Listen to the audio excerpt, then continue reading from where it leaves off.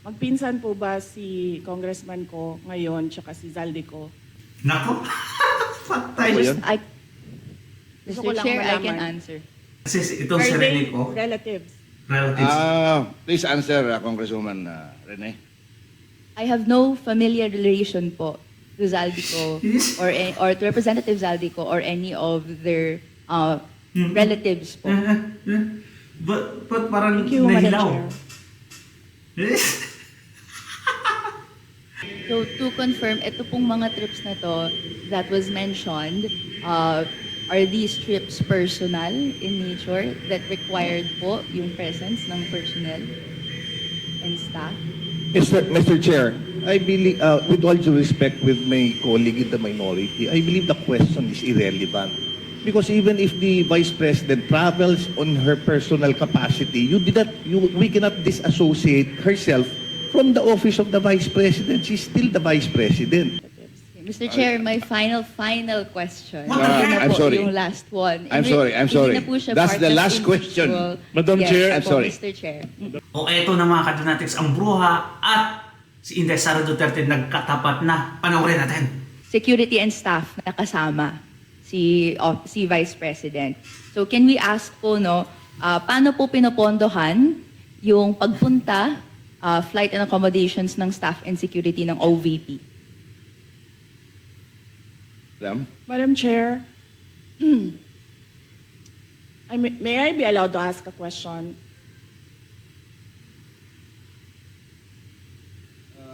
Depende sa nature, Madam Vice President. Yes, look for Please go the- ahead, ma'am. Look for the slide. Nako. Patay da. Yan yung yaw-yaw ng yaw-yaw sa Kongreso mga kadonatics about sa OVP budget na kung nilustay daw dito sa Duterte. Makabayan Black yan. I mean, Kabataan Party List. In PA din yan mga kadonatics. Pula din yan. Kaya nga sabi ko sa previous video, kung makita ko to, sampalin ko talaga to sa public eh. Nakakairita na talaga. Tapos ito, si Ko. Relative lang yan sila. Sarili ko, si Rene Ko. Madam Madam Vice Chair. President, please go ahead. Yes. So we are talking about international travels, as of July 31. Okay. So for two travels in Southeast Asia, for the security, it's 474,646. Grabe no? Tinatanong pa yung mga travels ng OVP mga kadonatics. Like, what the heck?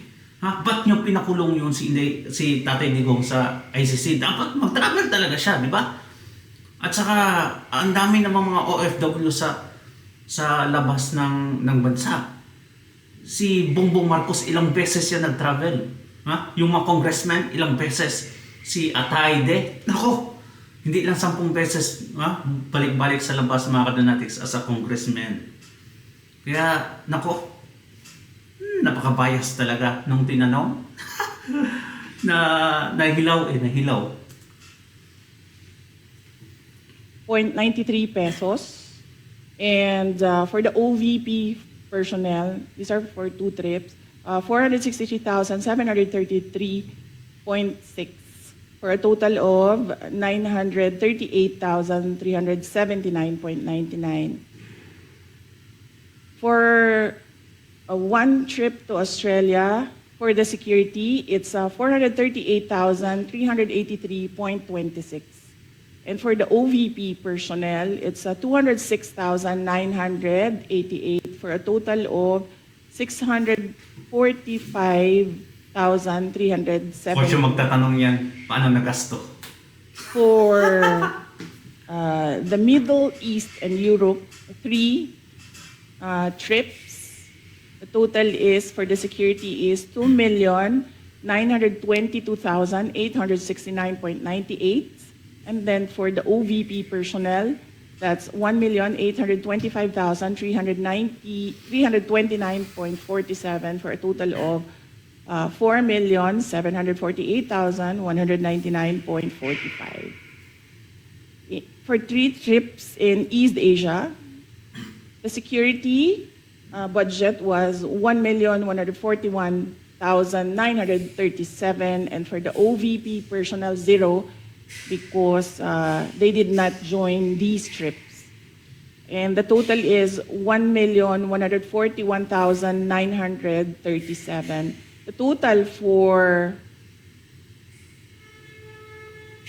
9 trips for both the security and OVP personnel is 7,473,887.70. Thank you, Madam Vice President. Congresswoman Ko. Mr. Chair, may we request a detailed copy of the report that the Vice President gave in relation po sa spending po ng security and staff for Grabe. foreign trips abroad. We will request the Office of the Vice President to supply the committee with such record. Thank you, Madam. Yes, sir. Mr. Chair, I'd like to ask another follow-up question. Ilan po yung staff and security na dala po ng Office of the Vice President in these trips na funded po, na of this breakdown ng fund na binigay?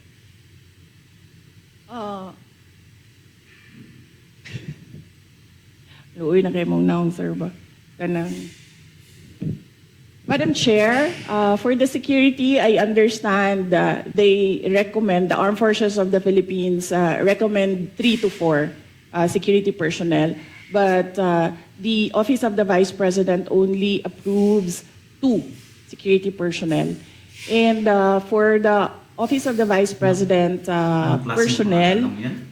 that's Grabe. 1 ceremonial and diplomatic affairs employee, 1 for MPRD, that is the media relations and public affairs division, and then 1 for as assistant to the vice president. So those are the approved personnel who joins the vice president in her trips. So, to clarify, Mr. Chair, these personnel in total ay sinagot ng OVP fund of totaling 7.4 million pesos sa ating mga foreign trips. Madam Chair, not all foreign trips, as I mentioned. Security is always recommended by the Armed Forces dapat. of the Philippines, but some trips do not have OVP personnel because there are only 3 trusted OVP personnel who can do the work that I demand from them, and sometimes they are not available. Ay, dapat, dapat hindi na yan dumalo si Inday Sara dyan. Thank you, Madam Chair. So, to confirm, ito pong mga trips na to that was mentioned, are these trips personal in nature that required po yung presence ng personnel and staff? Mr. Chair, I believe, with all due respect with my colleague in the minority, I believe the question is irrelevant. Because even if the Vice President travels on her personal capacity, we cannot disassociate herself from the office of the Vice President. She's still the Vice President. The Exactly. reason for the Tama. travel is business, but she could also travel in her personal Yeah. capacity, but she's still the Vice President. So I believe the question is irrelevant. With all due respect with my colleague. Mr. Chair, Thank you. just to respond po, this is just a mere question, whether the nature of the trip is personal or business po, or whether it's official. This is a question that I'd like, that could be posed, and I hope to pose po to the Madam Vice President. Madam Chair, it depends. If I have activities for the Office of the Vice President abroad, the 3 OVP personnel join Nag-insist the talaga. trips. But if the trip is purely personal and I do not have events for the Office of the Vice President, they do not join the trips. So in the graph, in the table that I mentioned earlier, those were the trips that the 3 personnel from the Office of the Vice President joined. But In the case of security personnel, this is something that is beyond the Office of the Vice President. It is decided by the Armed Forces of the Philippines. Thank you, Madam Vice President. Thank Sulang you. ko. Thank you, Mr. Chair. Hope satisfies your question. My next question is in relation po to a line of questioning and in relation to the unqualified... Itong kumag na to kasi mga kadunatis, galit na galit to kay Inday Sara Duterte dahil yung pamilya niya, saldi ko, siguradong pamilya yan sila. Tinitira ni Inday Sara Duterte, na-expose kasi dahil gakaman, dahil siya yung pinaka-corrupt.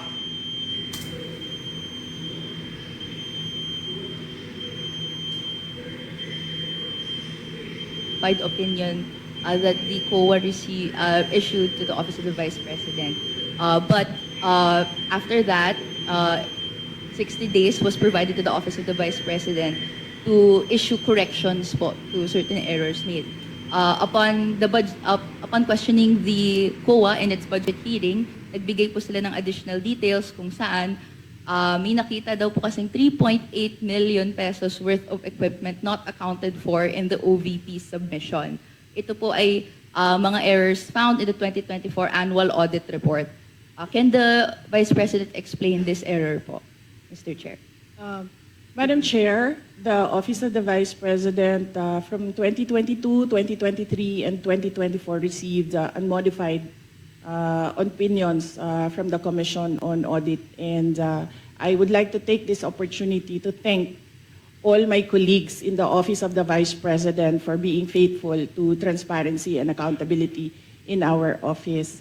The reason why we have comments from the the Commission on Audit is because of system and improvement in processes. So these are basically documentations that the Commission on Audit require of transactions. And we have already updated our manual of operations in the OVP to reflect comments from the auditors.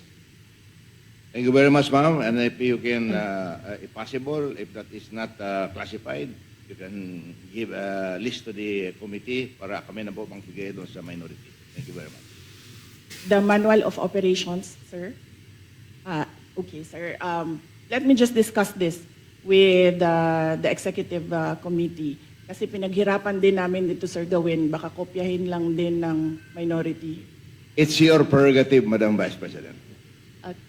But Madam in Po. relation to that po, Mr. Chair, Okay. we would be interested in the report kung ano po yung 3.8 million pesos Ay, that nako. required correction po doon sa COA audit report in 2024. Would that be possible po, Mr. Chair?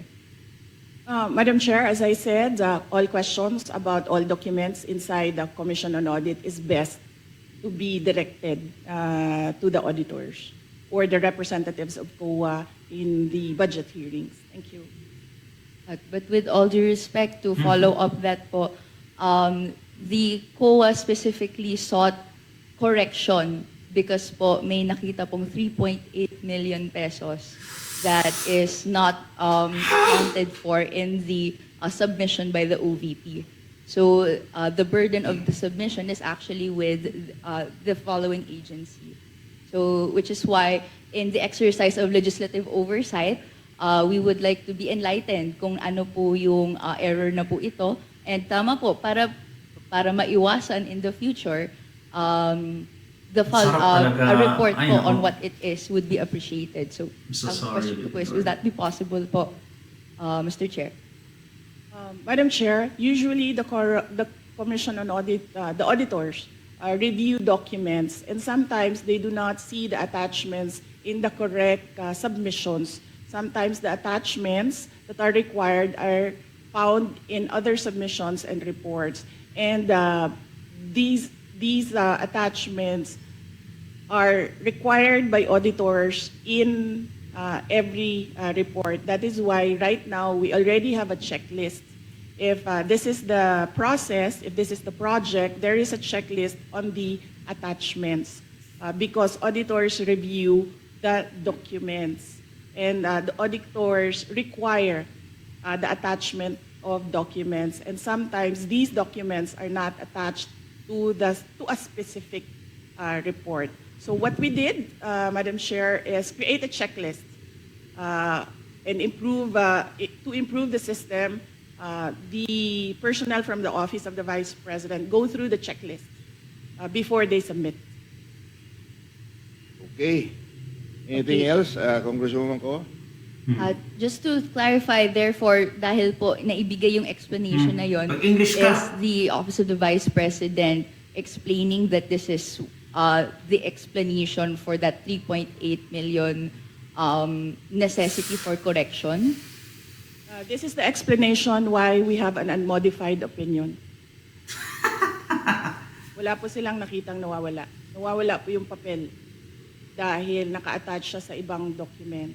At ang gusto ng COA ay specific yung mga dokumento na ina-attach per submission.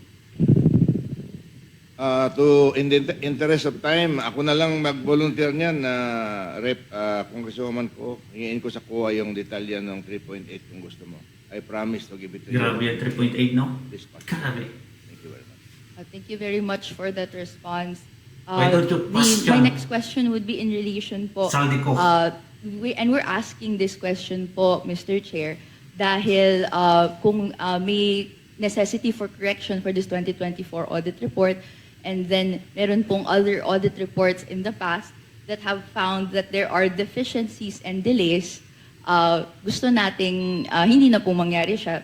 Can I ask the Mr. kindly Chair, wind up. what assurance do the people have na sumusunod na ngayon ang Office of the Vice President sa guidelines on disbursement Alam ko. and other proper fiscal procedures, given that there were reports last year that hindi po ito na sunod po according to procurement guidelines po? Mr. Chair, again, with all due respect with my colleague, the Office of the Vice President Please received wait. an unmodified... Please wait to be acknowledged. Order, please. You're not acknowledged. Please wait to be acknowledged by the chair. We'll let the Is that the last question, Madam? Sarap talaga. Ay, nako. Ewan ko na lang. I cannot express the word, mga kadonatics. Basta, inis na ako talaga. Eh, kung sino man kayo nasa Pilipinas, please lang. Kasi hindi ko magagawa yan physically. Kayo na bahala sa babaeng to. Ay, nako. Basta, nakakairita talaga. Yung Vice President, We'll let the Madam Vice you have the President option to respond. Respond or not. My apologies, Vice Chair Pepito Alvarez. May I request for an orderly conduct of the hearing for the members to please wait to be acknowledged Shut by the up. chair before you make a statement. Thank you Shut very up, much. Sonsing. The floor is now with the Vice President to respond to the question of Representative Ko.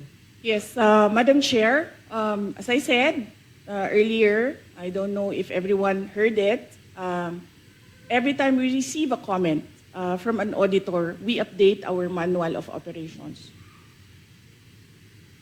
In order no missing items would be in the next expenditure program.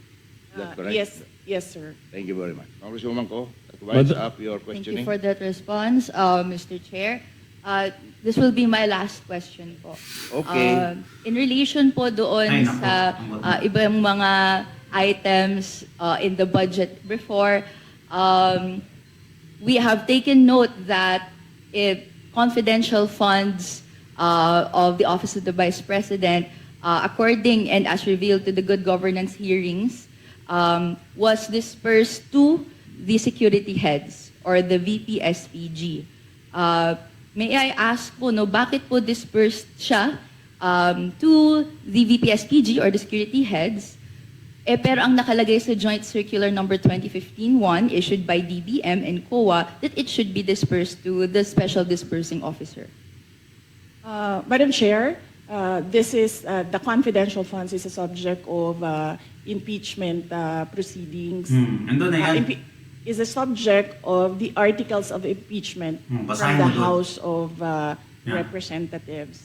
And I would not like to discuss the defense strategy, particularly because the prosecutors will come from the House of Representatives. Mr. Chair, my final question. What? Ito na I'm po sorry. yung last one. I'm sorry. Hindi na po siya That's part the of last question. individual. Madam Yes, Chair. I'm po, sorry. Mr. Chair. I'm sorry, that's the last question. Madam Chair, may I be recognized? Yes, Senior Deputy Minority Leader Agarizza. I move that we terminate the budget hearing on the proposed budget. Second. Second the motion.